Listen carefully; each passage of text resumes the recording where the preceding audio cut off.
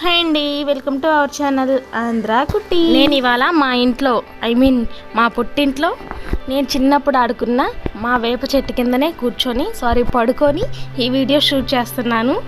చాలా చల్లని గాలిని ఆస్వాదిస్తూ సమ్మర్లో కూడా చాలా చల్లగా ఉంటుంది మా వేప చెట్టు కింద మళ్ళీ తాటాకు పందిరేశారు నాన్న.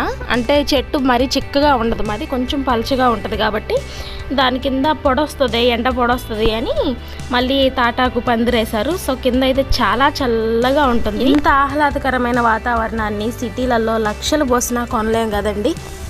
ఏదైనా పల్లెటూరే, సిటీలే. ఈ వేప కొమ్మకి ఇప్పుడు దాకా మీరు చూసింది ఒక కొమ్మ మాత్రమే, చుట్టూ ఇంకా 90% చెట్టు ఉంది.